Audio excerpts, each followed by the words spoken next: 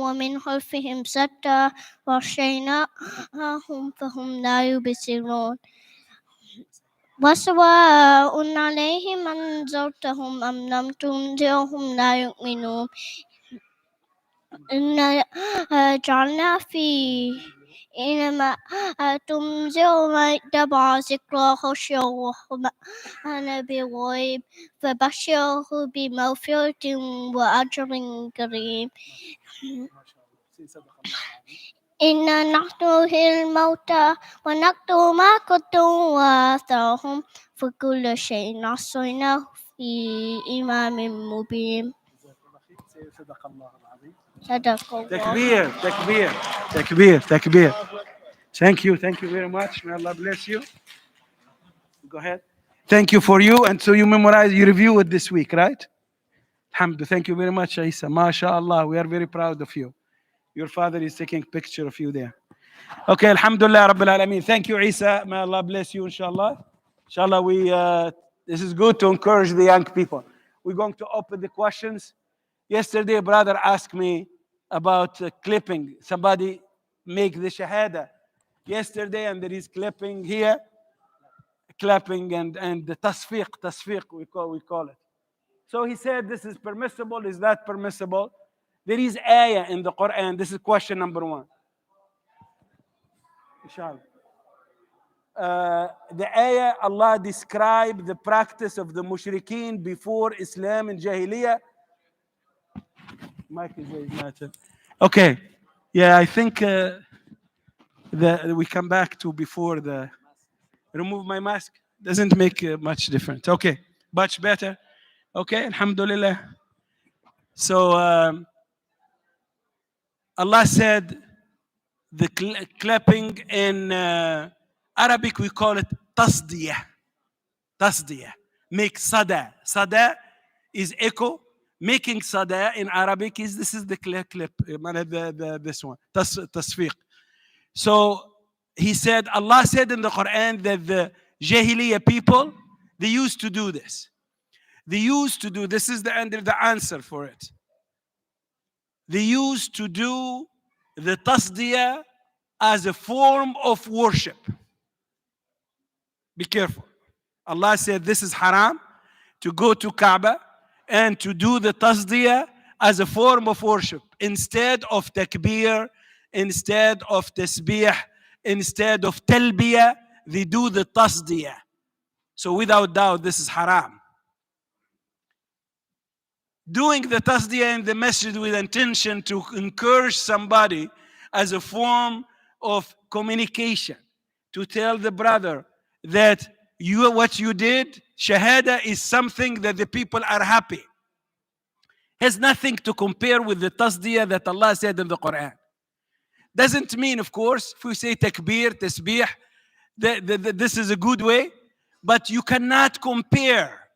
This is the dangerous thing. You said what they did in the masjid because of the young boy recited Yasin, or the brother who came to make shahada, is equal to the tasdiyah that the Quran talk about it. This is a very wrong comparison, and very wrong. It has nothing to do. Why? Because it's related to the intention and related to the purpose. This is number one.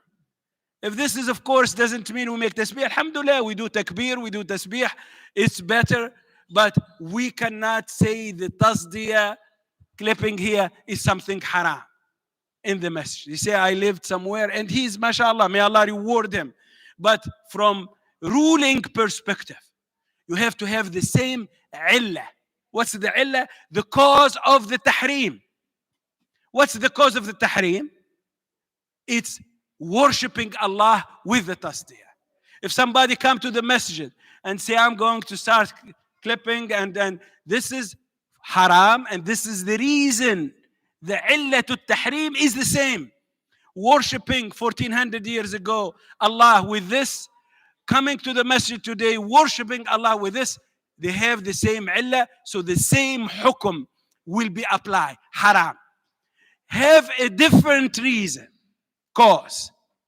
We can discuss it. You can call it makruh if you want, maybe. You can call it something else, but you cannot say it's haram. And this is a methodology of to don't end up in making something halal haram and making something haram halal. And this is haram by itself. So we have to be very careful. So this is the first question. If the people understand the message that I'm happy with what you did, and this is their language, alhamdulillah, but it's not as a form of worship. This is where all of us we agree about it, inshallah. So, inshallah, this is question number one. Yes, brother.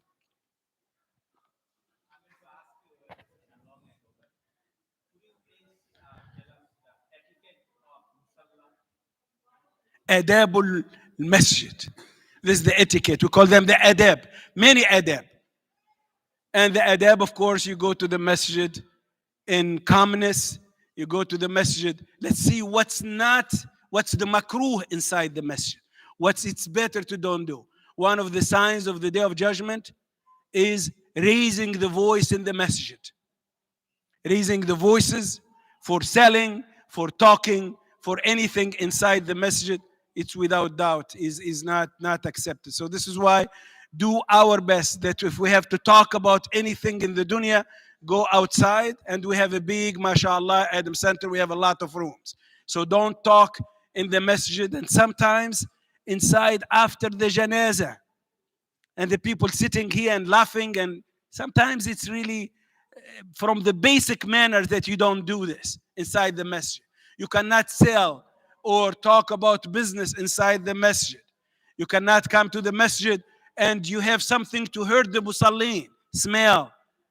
You don't do something or so these some people, unfortunately, you come to the masjid and the smell of smoke. I don't see he smelled this last few years. It seemed like the people, alhamdulillah, generation changing. But I used to come to the masjid and somebody smoke, smoke and smell the smoke in the masjid. This is big. Rasul sallallahu alaihi wasallam, he say garlic or onion, if you eat it, don't come to the masjid. Don't come to the masjid. Some young people, may Allah bless all of them, coming and from the sports and sweating and everything coming to the masjid. It's not from the adab of the masjid. Anything hurt the musallin, voice, smell, anything is not accepted in the masjid. Some people, they don't know. So we have to have a patience. Same things when it comes to the salat. Of course, this is why for the Malikis, you don't make another jama'ah after the jama'ah official for a reason like this. So alhamdulillah, we have to lower our voice. Another thing is very important, satrul awra. I was praying, some people in front of us, you can see all their back and lower than their back. This is, Allah said in the Quran, show your zina. What's zina in the masjid? It's to wear something humble and something that cover your awra. You make sujood front of you, everything, the back and everything is seen. This is not the adab of the masjid. You have to respect Baytullah. Respect Baytullah, and this is, alhamdulillah, one brother, he went to talk to them and remind them. So nicely you can remind. If you see somebody, some people, they don't know. They don't know. So it's the opportunity of teaching them. Don't get upset. Don't assume that the people in purpose they do. Some people, they don't know. So it's an opportunity for you to get double reward. Remind somebody in a nice way without embarrassing them and tell them the adab of the masjid. This is a few of the adab. If you have anything that I forget, you can share it with us. Anything else you want to add it from the manners of the masjid?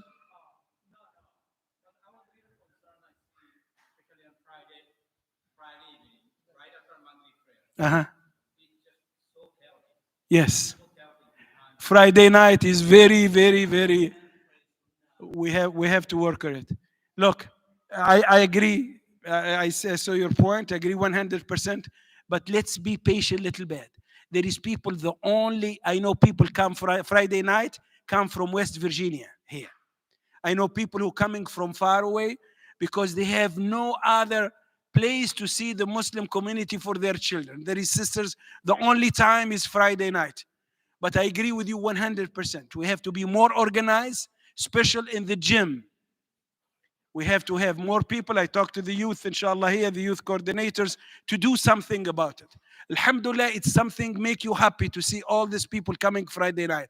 But we have to prepare ourselves better, inshallah, so we don't have the chaos, we don't have people, they come, welcome, we want our youth to come. We have many programs Friday nights. You don't even believe. Boy Scout, Girl Scout, Halaqa, Future Scholars, Qahwa, gym, everything. It's something good, but we need more organization. And this is, we need some patience, some sabr from you, inshallah. By nasiha, you are the people who are in the message every day. Make it help to make our message, inshallah, better and quieter and nicer and more friendly. This is the most important. Jazakumullah khairan. Any other question to complete? Texting in the phone and listening to the khutbahs. This is, again, this is can break your reward of your Friday. If you come here, some people I talk to them, they said we're taking notes from the khutbah. I take them with this. I take it in their intention. But if they are Googling, FaceTiming, or Facebook or this is can break your من مس الحصى فقد لغى hadith. Who touch the stones, the message of Rasulullah, they don't have carpet like this. So they have sand and sometimes stones come. They bring the stone, they'll start playing, and they are not listening to the khatib. الرسول صلى الله عليه وسلم said من مس الحصى فقد لغى ومن لغى فلا جمعة له, means whoever make laghu, if you talk or you play with things and you forget about the imam, you lose reward of salat al-jumu'ah. You lose reward. Yes, brother David.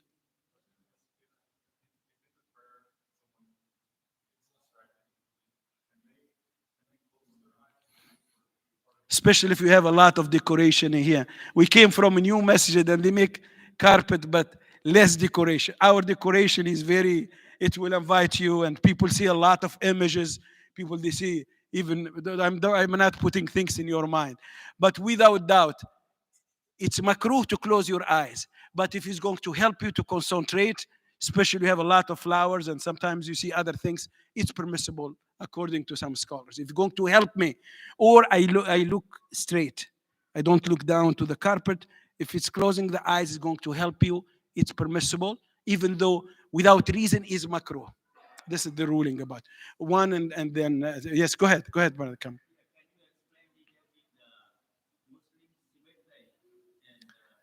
Thank you for this question. If you want to get the reward of the burial, brother Muhammad here, Kamrul, mashallah, he's in every janaza. May Allah reward. Let me share this question, because we have burying the Muslim in a Muslim cemetery. It's all the scholars. It's required only if you have no other options. If I have option, I'm repeating this.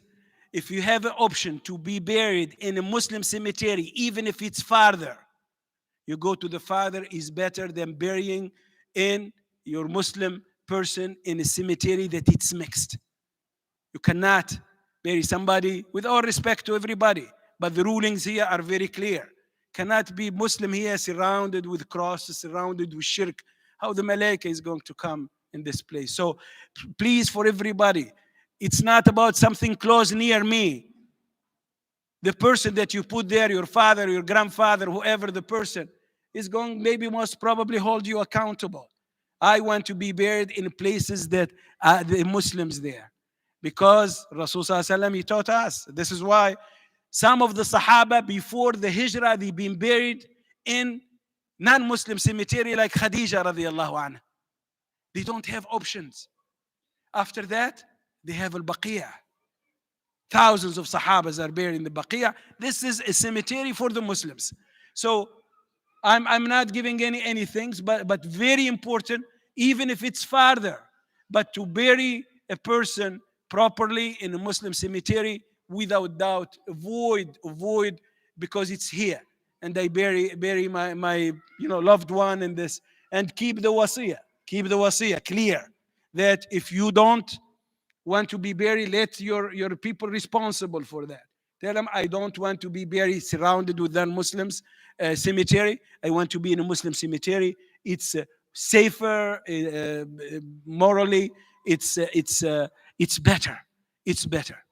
And if the cemeteries get filled already, have section of the Muslims, we don't just go and look and dig and try to. This is not right. And I think dignity of the person that have to be buried in a proper way. Wallahu alam. Thank you for the question.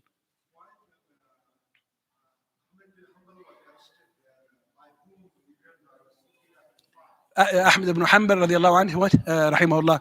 What? Can, oh, okay. So Ahmed ibn Hanbal, one of the great stories. There is a series about it. I don't know if it translated in English or not. The life of Ahmed ibn Hanbal, one of the four Imams, one great Imam. Every single Imam, the four Imams for Sunnah, they've been jailed, they've been arrested, they've been because they stand up for the right. And Ahmed ibn Hanbal, he was tested badly in his life. He been just because he's saying the truth about his aqidah, about the right things, he been tested. So one of the things, of course, his struggle about the creation of the Quran. Quran is makhluk, is not makhluk, is a question of tawheed. We can talk about it another time. But his opinion that he saw, no, this is the truth. And Quran is kalamullah, is the word of Allah subhanahu wa ta'ala. There is other opinions. Because of this, they forced him to change his opinion. He said, no, I'm not going to be shahid zur. I'm not going to be witness who say the wrong things. So the rulers at that time, they tell him, you have to change your opinion. He said, no. And he said the word that Yusuf alayhi salam said, قال ربي السجن أحب إلي مما يدعونني إليه. Oh Allah, the jail is better than what they call me. They call him for haram. So Ahmed ibn Hanbal, the same things.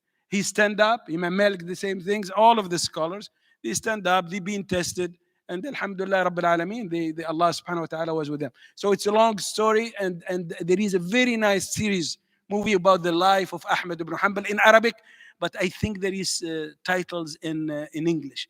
If you Google it, you can watch it. There is a lot of nice media things. I'm going to stop here, inshallah. Sisters, do you have any questions? Yes, sister.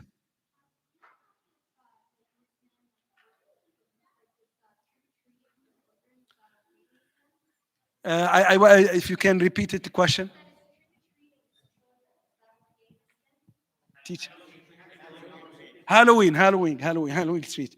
Okay, for us, another ruling is very important. Any holidays that it's non-Islamic is related to faith. There is one has nothing to do with the religion. 4th of July for people who thinks, Thanksgiving. It is not, we have to be very careful about it. Halloween is attached to the faith. If the people who celebrated the original, it was the fear of the devils, the shaitan. And this is spread in many communities, that to please the shaitan, to protect yourself from shaitan. And this is shirk, without doubt. So the idea of the Halloween in general, because it's come in November, when the day gets shorter, less light, they thought that the devils are doing something to make these changes. So what to do? We have to celebrate them so they can be pleased with us and don't harm us. This is the original for it. So there is a faith original in the Halloween. Faith that you believe that shaitan, to don't harm you, you have to please them. And this is contradict the tawheed. For us, disobey the shaitan and be with Allah if you want to protect yourself from shaitan. So the idea originally is wrong. This is why there is no justification of it. In my opinion, there is no justification. You can justify other things, but this one, it has a faith-based celebration. Started from the fear of the devil that's going to affect our life, so we please him. And this is the abadat al-shaitan, the worshipper of devil come from here. And they spread all over the culture historically. People, they do things to please the shaitan. And the sihr, all the sihr, the black magic, it starts from this belief. I'm going to do something to please shaitan, so shaitan come with me and serve or help or things. Brother, you have something to add? Yeah, alhamdulillah, there is here a gathering. The idea of this gathering is to avoid our kids to be exposed. Some people said you are celebrating the Halloween. The idea, the intention is to avoid the kids from being exposed to the Halloween.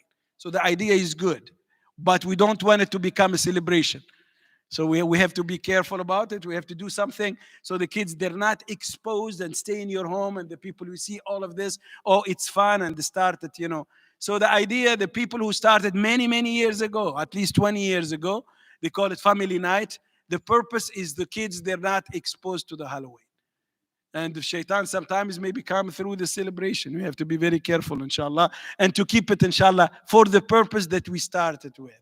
جزاكم الله خير. سبحانك اللهم وبحمدك أشهد أن لا إله إلا أنت أستغفرك وأتوب إليك والسلام عليكم.